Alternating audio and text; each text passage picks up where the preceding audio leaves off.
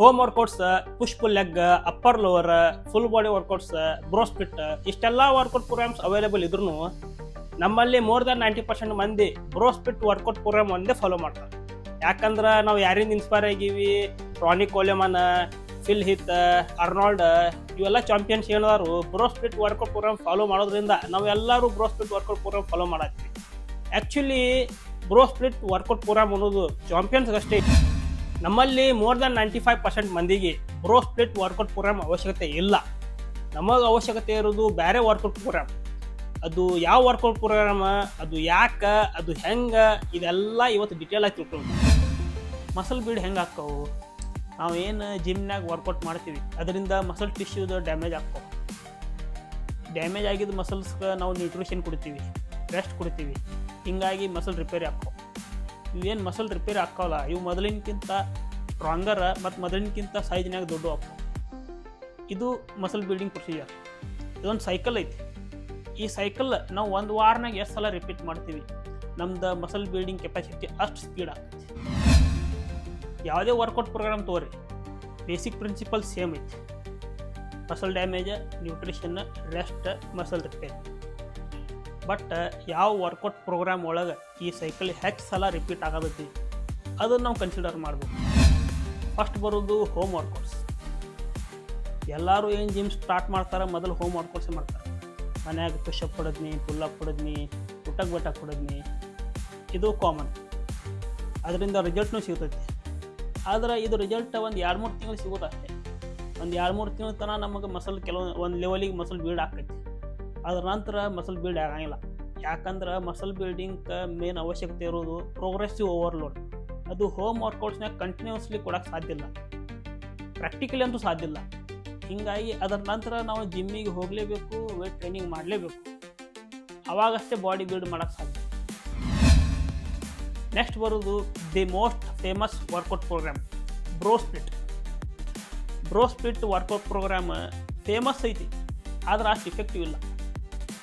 ಯಾಕಂದ್ರೆ ನಾವೇನು ಮಾಡ್ತೀವಿ, ಬ್ರೋ ಸ್ಪ್ಲಿಟ್ ವರ್ಕೌಟ್ ಪ್ರೋಗ್ರಾಮ್ ಒಳಗೆ ಮಂಡೇ ಚೆಸ್ಟ್ ಹೊಡಿತೀವಿ, ಟ್ಯೂಸ್ಡೇ ಬ್ಯಾಕ್ ಹೊಡಿತೀವಿ, ವೆನ್ಸ್ಡೇ ಶೋಲ್ಡರ್ ಹೊಡಿತೀವಿ.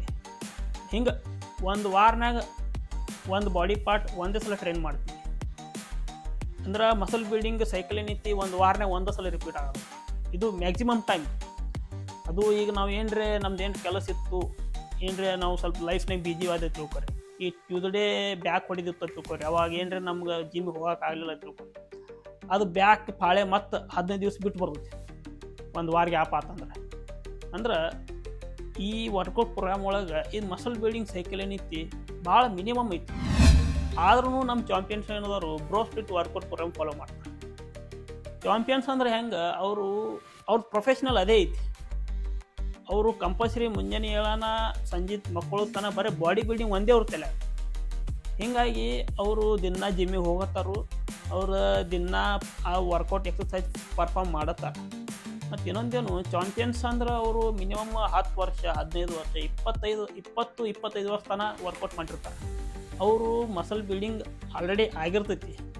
ಮಸಲ್ ಬಿಲ್ಡಿಂಗ್ ಆದ್ರೂ ಅವರು ಮೈನರ್ ಡೀಟೇಲ್ಸ್ ಮೇಲೆ ಭಾಳ ಕಾನ್ಸಂಟ್ರೇಷನ್ ಮಾಡ್ತಾರೆ.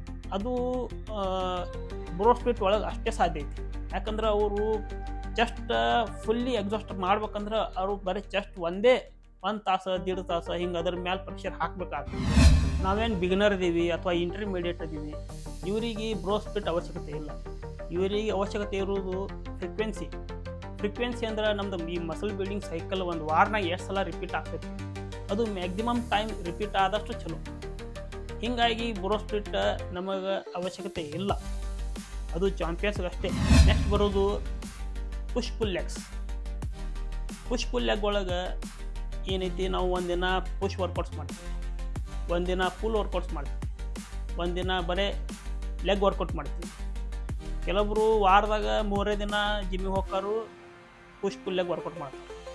ಕೆಲವೊಬ್ಬರು ವಾರನಾಗ 6 ಸಲ ಹೋಗ್ತಾರೆ, ಪುಷ್ ಪುಲ್ ಲೆಗ್ ಹಿಂಗೆ ವಾರದಾಗ 2 ಸಲ. ಇದ್ರೊಳಗೆ ಏನೈತಿ, 3 ದಿನ ಮಾಡ್ರೆ ಇದು ಸೈಕಲ್ ಒಂದೇ ಸಲ ರಿಪೀಟ್ ಆಗುತ್ತೆ. ನೀವು 6 ದಿನ ಜಿಮ್ಮಿಗೆ ಹೊಂಟ್ರಂದ್ರೆ 2 ಸಲ ರಿಪೀಟ್ ಆಗುತ್ತೆ. 6 ದಿನ ಜಿಮ್ಮಿಗೆ ಹೋಗೋದಂದ್ರೆ ನೀವು ಒಟ್ಟ ಬಾಡಿ ರೆಸ್ಟ್ ಕೊಡ್ತೀರಿ. ವಾರದಾಗ 1 ದಿನ ರೆಸ್ಟ್ ಕೊಡ್ತೀರಿ, ಇದು ಅನಿಸ್ತೈತಿ ರೆಸ್ಟ್ ಕೊಡತ್ತೀವಿ ಅಂತೇಳಿ.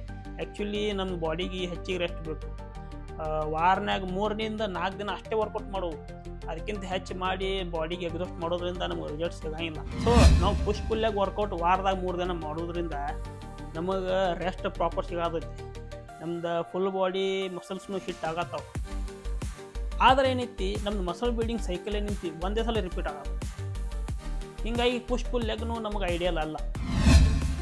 ನೆಕ್ಸ್ಟ್ ಬರೋದು ಅಪ್ಪರ್ ಲೋವರ್ ಪ್ರೋಗ್ರಾಮ್.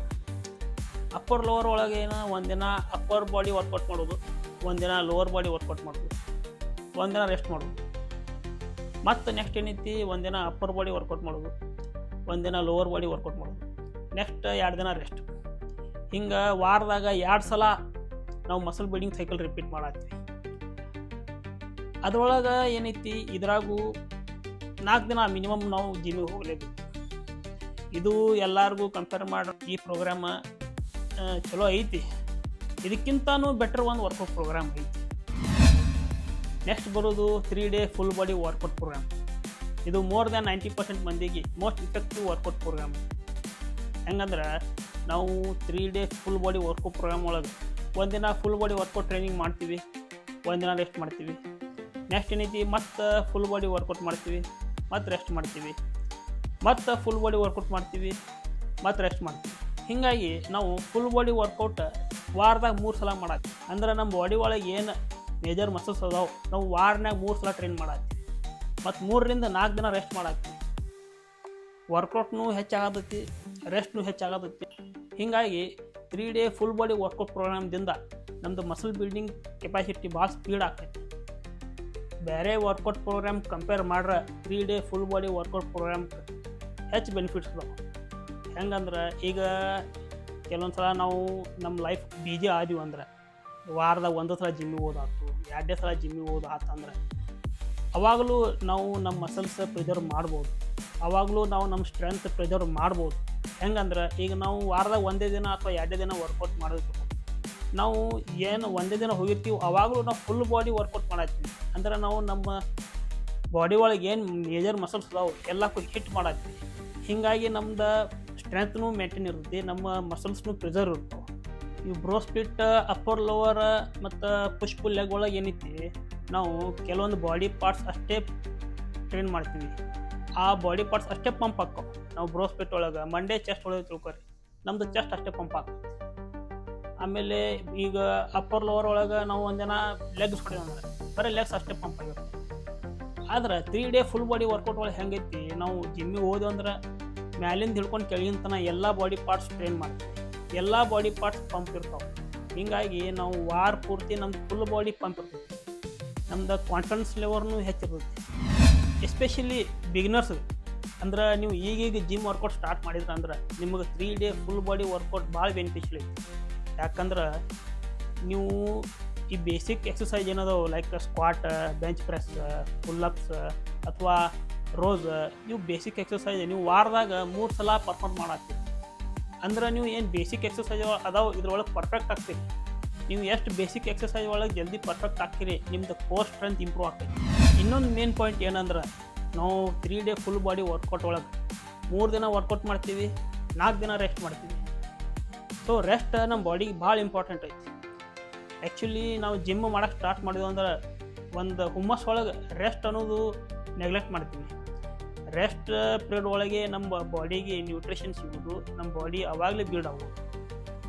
ಸೊ ಇದು 3 ಡೇ ಫುಲ್ ಬಾಡಿ ವರ್ಕೌಟ್ ಒಳಗೆ ಪಾಸಿಬಲ್ ಐತಿ. ಅದು ಬ್ರೋ ಸ್ಪ್ಲಿಟ್ ಒಳಗೆ ಪಾಸಿಬಲ್ ಇಲ್ಲ. ಬ್ರೋ ಸ್ಪ್ಲಿಟ್ ಒಳಗೆ ನಾವು ವಾರದಾಗ ಮಿನಿಮಮ್ 5 ದಿನಾರೇ ಜಿಮ್ಮಿಗೆ ಹೋಗ್ಬೇಕಾಗ್ತದೆ. ನನ್ನಿಂದ ಇನ್ನೊಂದು ಸಜೆಷನ್ ಏನಂದ್ರೆ, ನನ್ನ ಫಿಟ್ನೆಸ್ ಜರ್ನಿ ಸ್ಟಾರ್ಟ್ ಮಾಡಿದಾಗ ಹೋಮ್ ವರ್ಕೌಟ್ಸ್ನು ಮಾಡೀನಿ, ಬ್ರೋ ಸ್ಪ್ಲಿಟ್ನು ಫಾಲೋ ಮಾಡೀನಿ, ಅಪ್ಪರ್ ಲೋವರ್ನು ಫಾಲೋ ಮಾಡೀನಿ, ಪುಷ್ ಪುಲ್ ಲೆಗ್ನು ಫಾಲೋ ಮಾಡೀನಿ.